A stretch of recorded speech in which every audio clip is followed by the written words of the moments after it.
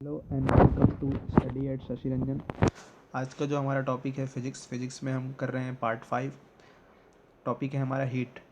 इसके पहले भी मैंने 4 वीडियो अपलोड कर चुके हैं अपने channel study at Shashi Ranjan पे, आप जाके वीडियो देख सकते हो।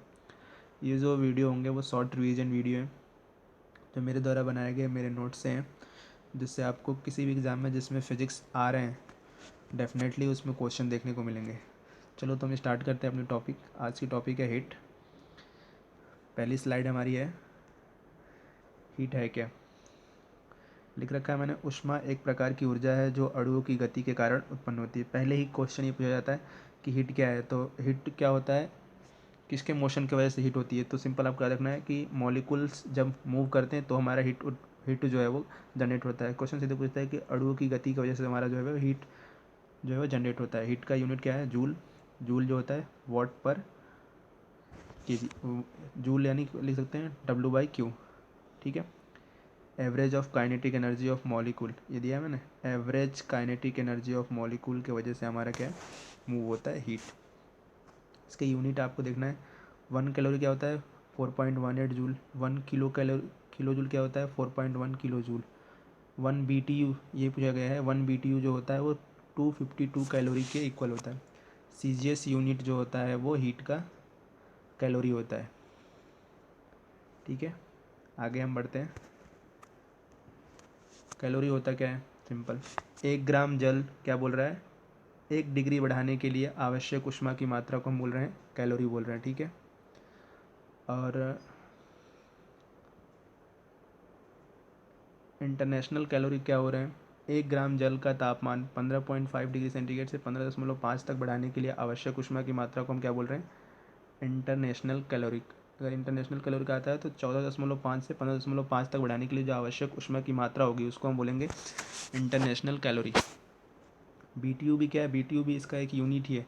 BTU में क्या बोला गया है, 1 पाउंड जल का 1 डिग्री फ़ारेनहाइट बढ़ाने के लिए आवश्यक ऊष्मा की मात्रा को 1 BTU बोलते हैं। 1 BTU क्या बोल रहा है, 1 पाउंड जल का है 1 डिग्री फ़ारेनहाइट बढ़ाने के लिए आवश्यक ऊष्मा की मात्रा 1 BTU। सिंपल है। थर्मोमीटर क्या होता है, थर्मोमीटर का यूज हम क्या करते हैं, मेजर टू टेम्परेचर। ठीक है, आगे हम बढ़ते हैं। इसमें है लिक्विड थर्मोमीटर क्या होता है। A liquid thermometer which is use to measure liquid medium. Liquid medium के लिए जो यूज़ कर रहे हैं थर्मोमीटर उसको हम लिक्विड थर्मोमीटर बोलते हैं। इसमें जो क्या होता है, एल्कोहल और मरकरी का यूज करते हैं। नेक्स्ट स्लाइड में हम देखते हैं क्या है।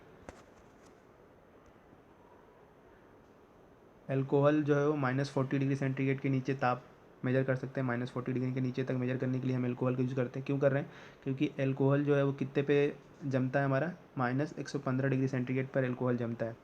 और मरकरी क्या होता है, Hg -39 डिग्री सेंटीग्रेड जमता है। जबकि ये बॉयलिंग कब होता है, 350 डिग्री सेंटीग्रेड पर ये बॉयल होने लगता है।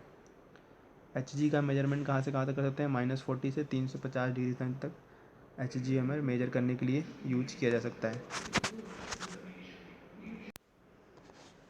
अब हम बात करेंगे क्लिनिकल थर्मोमीटर। क्लिनिकल थर्मोमीटर की खोज किसने किया था, तो इसकी खोज फ़ारेनहाइट नामक एक वैज्ञानिक ने किया था। इसकी जो रेंज पूछा जाता है कि क्लिनिकल थर्मोमीटर की रेंज क्या होती है, तो वो होता है -35 डिग्री सेंटीग्रेड से 43 डिग्री सेंटीग्रेड तक ये पूछा जाता है। फ़ारेनहाइट में पूछा जाता है तो 95 फ़ारेनहाइट से 110 फ़ारेनहाइट तक। ठीक है। गैस थर्मोमीटर में कौन कौन सी गैस यूज़ किया जाता है, तो ये हाइड्रोजन और ऑक्सीजन का गैस का प्रयोग किया जाता है। हाइड्रोजन जो होता है -200 डिग्री सेंटीग्रेड से +500 डिग्री सेंटीग्रेड तक, और नाइट्रोजन भी -200 से -5 डिग्री सेंटीग्रेड तक। ठीक है। अब है हमारा प्लेटिनम थर्मोमीटर का रेंज क्या है, -200 से 1200 डिग्री सेंटीग्रेड तक। ठीक है। Thermocouple thermometer it is based into a Seebeck effect. ये क्वेश्चन पूछा जाता है कि थर्मोकपल थर्मोमीटर किस सिद्धांत पर काम करता है, तो आपको बताना है सीबेक इफेक्ट। इसका रेंज क्या है, -200 डिग्री सेंटीग्रेड से 1600 डिग्री सेंटीग्रेड तक। इसमें दूसरा है, आगे हम क्या है, total radiation pyrometer. Total radiation pyrometer जो है वो स्टीफन कॉन्स्टेंट ने दिया था इस लॉ को। इसमें ये बोला गया था कि जो ई जो होता है वो प्रोपोर्शनल होगा T⁴ टेम्परेचर के चौथे घात के अनुक्रमानुपाती होगा। जब प्रोपोर्शनल हटेगा तो सिग्मा आएगा। इस सिग्मा को हम बोलते हैं स्टीफन कांस्टेंट। ठीक है। इसमें 800 डिग्री सेंटीग्रेड से ऊपर का टेम्परेचर मेजर करने के लिए हम टोटल रेडिएशन थर्मोमीटर का यूज करते हैं। ठीक है, नेक्स्ट हम आगे मूव करते हैं नेक्स्ट स्लाइड पे। नेक्स्ट स्लाइड पे हम देखेंगे क्या हमने लिया है, पॉइंट दिया हमने। क्या है ये पॉइंट? अगर हम टेम्परेचर बढ़ा रहे हैं, सिंपल है, वॉल्यूम बढ़ेगा। जब वॉल्यूम बढ़ेगा तो डेंसिटी कम होगा। ठीक है, डेंसिटी इक्वल टू क्या होता है? मास अपॉन में वॉल्यूम। ठीक है, तो हम क्या बोल रहे हैं कि टेम्परेचर बढ़ा रहे हैं तो हमारा वॉल्यूम बढ़ेगा। जब यहाँ वॉल्यूम बढ़ेगा तो डेंसिटी जाहिर सी बात है घटेगा। ठीक है, तो ये आपको ध्यान रखना है कि टेम्परेचर बढ़ाने पर डेंसिटी लो हो जाती है। स्केल देखते हैं कौन कौन से स्केल के मेल्टिंग पॉइंट और बॉइलिंग पॉइंट क्या है। अगर क्लासियस स्केल है तो 0 डिग्री सेंटीग्रेड पर मेल्टिंग होगा और बॉइलिंग पॉइंट 100 डिग्री सेंटीग्रेड पर, फ़ारेनहाइट पे 32 डिग्री फ़ारेनहाइट और 212 डिग्री फ़ारेनहाइट। ऐसे ही रेमर है 0 80, केल्विन जो है 273 373, रेनिन 492 और 672। ठीक है, इनके बीच हम एक रिलेशन देखेंगे। रिलेशन ज़्यादा पूछ जाते हैं। रिलेशन क्या है कि ये F/100 equal to F-32/180 K-273/100 equal to R/80। ये ज़्यादा इंपॉर्टेंट, क्योंकि इसमें ज़्यादा क्वेश्चन पूछ जाते हैं कि डिग्री सेंटीग्रेड को फ़ारेनहाइट में कन्वर्ट करो या फ़ॉरेन को केल्विन में कन्वर्ट करो, इसलिए इसको आपको ध्यान देना है। ठीक है, एब्सोल्यूट जीरो क्या है? एब्सोल्यूट जीरो टेम्परेचर वो टेम्परेचर है, इससे ज़्यादा नीचे टेम्परेचर नहीं हो सकता। वो कौन सा है पॉइंट? तो आपको याद रखना है -273.15 डिग्री सेंटीग्रेड। ये हमने लिखा है। 0 से 4 डिग्री सेंटीग्रेड तक जाते हैं तो पहले वॉल्यूम घटता है, फिर 4 से 100 डिग्री सेंटीग्रेड जाएंगे तो वॉल्यूम जो है वो बढ़ता है। ठीक है, नेक्स्ट स्लाइड में देखते हैं कैसे क्या है। नेक्स्ट स्लाइड में देखो ये दिखाया गया कि water density at 4 degree centigrade पे डेंसिटी जो होती है, 4 डिग्री सेंटीग्रेड पे जो डेंसिटी होती है वो मैक्सिमम होती है, जबकि 4 डिग्री सेंटीग्रेड पे जो हमारा जो वॉल्यूम होता है वो मिनिमम होता है।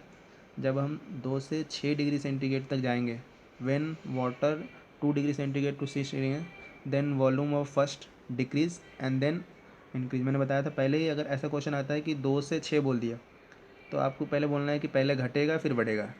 ठीक है, सिंपल याद रखना है, पहले घटेगा फिर बढ़ेगा। नेक्स्ट हम बोल रहे हैं density of water. Density of water कितना है? 100 kg पर centimetre cube. Density of ice 900 kg पर मीटर क्यूब। ठीक है, तो इसमें ये ध्यान देना है कि अगर कोई चीज़ किसी वाटर में, ऐसे कोई भी है वाटर में, नहीं बने ग्लास होता है, इसमें कोई भी ऑब्जेक्ट डूबा हुआ है तो उसका कितना पोर्शन अप है, तो वो आपको ध्यान देना है 1/10 अप होगा और डाउन कितना होगा? 9/10 जो है वो डाउन होगा। क्वेश्चन पूछा जाता है कि कोई भी पार्टिकल है अगर जल में डूबा हुआ है तो वो कितना भाग उसका ऊपर उठा है, तो 1/10वां भाग ऊपर उठा होता है। ठीक है, नेक्स्ट हम बढ़ते हैं। ये specific heat of constant volume क्या बोल रहा है? 1 किग्रा गैस को 1 डिग्री सेंटीग्रेड ताप बढ़ाने के लिए जो आवश्यक ऊष्मा की मात्रा होती है उसको हम उसको हम specific heat of constant volume बोल रहे हैं। ठीक है, मतलब 1 ग्राम जो है वो गैस है या फिर गैस को 1 डिग्री सेंटीग्रेड बढ़ाने के लिए आवश्यक ऊष्मा की मात्रा को हम बोलते हैं specific heat. Specific heat at constant, वो अगर वो कांस्टेंट वॉल्यूम बोलेगा तो सी बी और कांस्टेंट बोलेगा तो सी पी, और ये C P minus C B जो है वो आर के बराबर होता है। ठीक है, नेक्स्ट हम बात करेंगे थर्मल एक्सपेंसन। थर्मल एक्सपेंसन में क्या है हमारा? टेम्परेचर के कारण बॉडी में क्या क्या एक्सपेंसन आ रहे हैं, खिंचाव आ रहे हैं, उसको हम बोलते हैं thermal expansion. Thermal expansion 3 type का होता है। एक हमने लिखा है पहला लीनियर एक्सपेंसन, मतलब उसके लेंथ के अकॉर्डिंग, जैसे अगर ये हम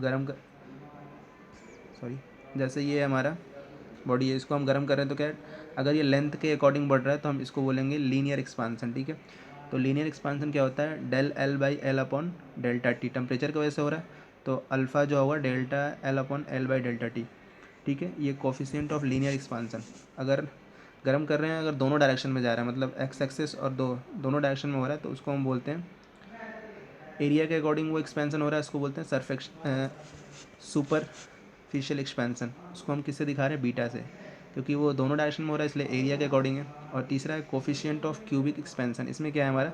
3 क्यूबिक यानी 3 डायमेंशन नहीं, एक्स एक्सिस और वाई जेड में तीनों में एक्सपेंसन हो रहा है, इसलिए मतलब क्या, उसके वॉल्यूम में चेंजेस आ रहे हैं, तो इसको क्या लिखेंगे हम? Del B by B upon delta theta, तो यहाँ से हमारा गामा आ जाएगा। ठीक है, क्वेश्चन ये पूछा जाता है कि इन तीनों का रेशियो, एग्जाम पूछा जाता है कि अल्फ़ा बीटा गामा का रेशियो क्या होता है, तो 1/2/3 होता है। ठीक है। यानी थर्मल एक्सपेंसन में ये हमारा हो जाएगा लेंथ, ये हो जाएगा हमारे एरिया के अकॉर्डिंग, और ये हो जाएगा हमारा वॉल्यूम के अकॉर्डिंग। तो इनका जो रेशियो होता है 1:3 होता है, ठीक है। इसमें हमारा जीरोथ लॉ ऑफ थर्मोडायनेमिक्स क्या है? जीरोथ लॉ ऑफ थर्मोडायनेमिक्स में ये बोला गया है कि जब दो बॉडी आपस में थर्मल इक्विलिब्रियम में होता है तो तीसरा बॉडी भी थर्मल इक्विलिब्रियम में आ जाता है, ठीक है। जीरोथ लॉ में इन्होंने ये बोला था कि जब दो बॉडी एक दूसरे के संपर्क में आएंगे और इन दोनों का टेम्परेचर सेम होगा तो तीसरा बॉडी भी इनके जैसा ही बिल्कुल सेम हो जाएगा, मतलब तीनों आपस में एक दूसरे के इक्विलिब्रियम कंडीशन में आ जाएंगे। फर्स्ट लॉ ऑफ थर्मोडायनेमिक्स में ये क्या है? फर्स्ट लॉ ऑफ थर्मोडायनेमिक्स ये है कि जो टोटल हीट है ना, वो टोटल वर्क और इंटरनल एनर्जी के इक्वल होता है। आपको सिंपल याद रखना है कि टोटल हीट जो है वो कुछ वर्क में कन्वर्ट होगा और कुछ इंटरनल एनर्जी होगा, ठीक है। तो ये है हमारा आज का टॉपिक, हीट। नाउ ये हमारा चैनल है स्टडी एट शशि रंजन, आप इसको सब्सक्राइब करें। और आप मुझे फेसबुक और इंस्टा दोनों पे ही फॉलो कर सकते हैं। फेसबुक और इंस्टा दोनों पे मैं सेम नाम से हूँ, रिपू शशि रंजन के नाम से। अगर आपको कोई भी डाउट पूछनी हो तो आप मुझे मेरे मेल ID shashir996@gmail.com पे मुझे मेल कर सकते हैं। Thank you for watching.